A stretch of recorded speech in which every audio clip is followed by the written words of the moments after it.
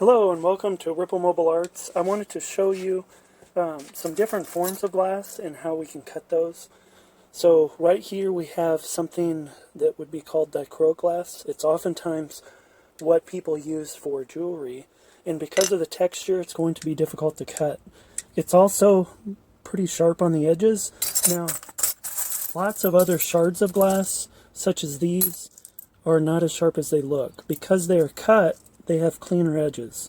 It's very different than dropping glass on the floor and having it break and pick it up.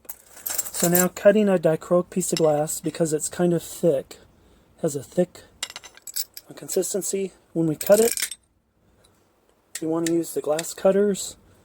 We want to be careful each time we cut it. It takes a lot of pressure.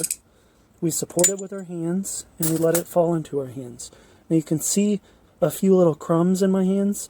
Those are what can become the most dangerous for getting cut. So tiny little pieces of glass can cause cuts. So I want to get rid of those. So a reminder, we either cut into our hand like this, or we cut into a bowl. We place it inside the bowl and cut it. It stays inside the bowl. Now another form of glass is stringers. And we have different stringers right here. The thicker the stringer, the more difficult it is to snap. We can take our thumbs, we always press down instead of up. Up will, of course, cause some crumbs to flip up into the air, so we want to just simply snap it. You can hear that snap.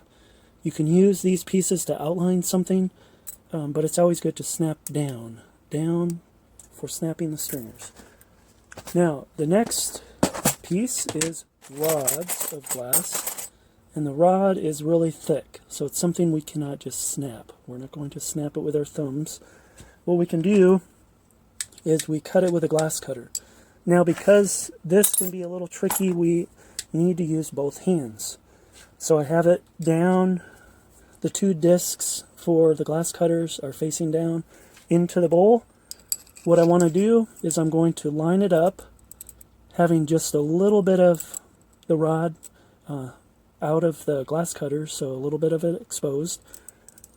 I lock it in place, and then I can cut it over the bowl. And what we end up with is a really little piece that was cut.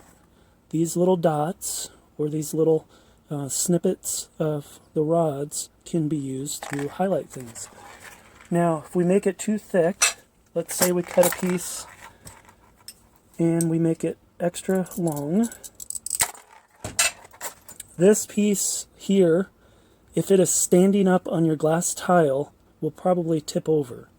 So we need short pieces with lots of hairspray. Hairspray is what glues everything together. We do it before we add pieces to the tile. We do it during and after. It's a good thing to do it quite often, to have plenty of hairspray to glue it down. So those are some rods, and then we have something called noodles. Now the noodles are just like they sound. They're really flat, and they're kind of wide. They can snap with your fingers, and the same thing happens as with some other pieces. Little crumbs can come off of that, so just be careful if little crumbs drop onto the table or anywhere you're doing this. That way you don't brush your arms over it.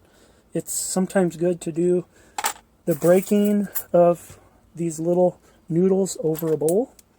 That way you can contain some of the crumbs. Anything you don't use can be thrown back in the scraps, and they can be reused for any other glass piece. There is no need for waste in glass. It all gets to be used, even the crumbs. Now, one other thing we always want to be aware of is if we don't wear protective eyewear, it can go into our eyes. So we always either have glasses on that we normally wear, or we wear some safety glasses.